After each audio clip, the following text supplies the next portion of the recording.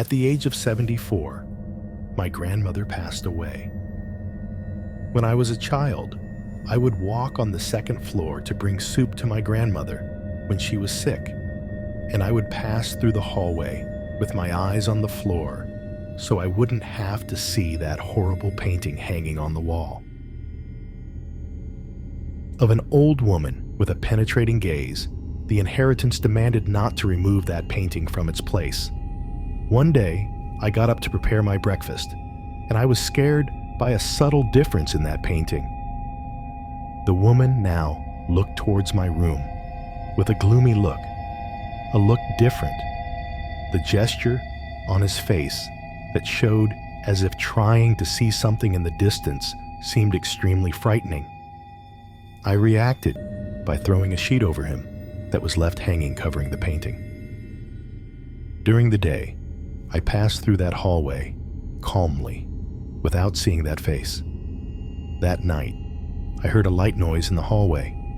The sheet had fallen off. My heart was beating fast. The old woman's face was smiling, a macabre smile with his badly worn teeth and exaggerated wrinkles on his face. I really didn't know.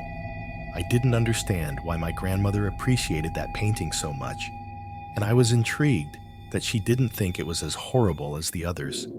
It was a very early Tuesday when it gives me a heart attack. Something I saw. I was drinking my coffee, and I noticed a head peeking out of the end of the door to see me. I screamed so hard that my throat hurt. The head was gone. I went out into the hallway. There was nothing except that horrible painting that had once again changed the expressions on her face. She was serious. I knew perfectly well that the head I had seen was perhaps that woman. He stretched his neck to watch me. The next night, I did something unintelligent, placing a small camera in front of the painting with the intention of checking if it had come out of his head or if the painting was really making strange movements. And it wasn't my imagination. The surveillance camera had a hard drive that would allow me to record for 3 continuous days. I left the city. When I returned, I went directly up to that second floor to see the conditions of the painting and what the camera had captured. The painting had now changed once again. She was angry. She had an expression full of rage and fury. Her eyes, I could have sworn, were shining with hatred. I began to review what my camera had captured in those 3 days that I was absent, and on the first day there was no movement. But at night there, I could clearly see how the head of the painting was looking to the sides, perhaps checking. He saw someone nearby, and then I saw how he stretched his neck and physically left the painting. The neck stretched and stretched while the old woman's head looked down the hallway when she finally returned to her position. He changed his expression to a smile. The next morning, I was able to see her repeat the same procedure. Only now, after having returned to her normal position, she began to move more. She was leaving the frame. I saw the recording, horrified and shocked. I saw how it came out completely. An extremely tall woman stood in the hallway. So tall, she had to walk, crouching to avoid hitting the ceiling. But her height was not because of her body. It was because her neck was exaggeratedly stretched. The old woman walked around the house, looking for something, shouting my grandmother's name. When her expression returned to the painting, I was full of hatred. I got up the courage to throw it in the trash. When I touched it, to remove it from the wall, the old woman put her arms through the painting to choke me, her fingers on my neck. They took away my air. I couldn't breathe. I managed to throw the painting away.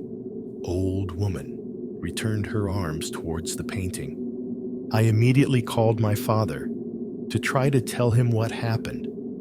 I knew he wouldn't believe me and would think I was crazy when I started to tell what happened. My father stopped me. He said that painting the old woman in that painting was your great-grandmother. She died of a horrible depression one day. She couldn't handle that feeling anymore, and she hanged herself. My father's words were something strange, and of course very sad, but she wanted to kill me, and I'm scared to explain to my father what had happened. She also told me that that painting was painted by your grandmother, and he finished it himself.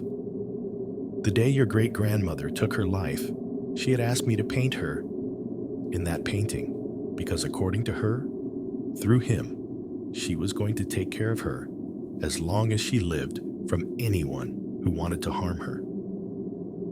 Suddenly, my cell phone turned off. The painting was empty. The face of my great-grandmother was not there. And at that moment, I felt an icy breath on my back. She was the extremely tall old woman, my grandmother's protective angel. She looked at me for a few seconds with those eyes full of hatred, full of revenge. She saw that picture and knew everything. I'm sure she saw how I brought my grandmother a soup loaded with poison. She didn't know. My grandmother's cries for help. I knew who was responsible for my grandmother's death, and perhaps my grandmother herself had suspected it. Perhaps that was the reason for keeping the painting in her will. The man's wife always remained in the house. Painting. I felt like my breathing was short until I began to hear footsteps in the house that were approaching down the stairs.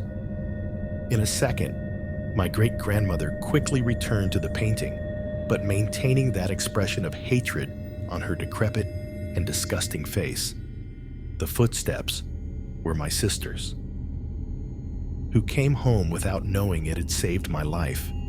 I asked him to take that horrible painting and keep it in the basement, and while he was taking it, I could see my great-grandmother looking at me with more hatred than ever. Years after these events, I could hear at night the noise of the basement handle trying to open. Despair in vain, as if someone wanted to get out of there.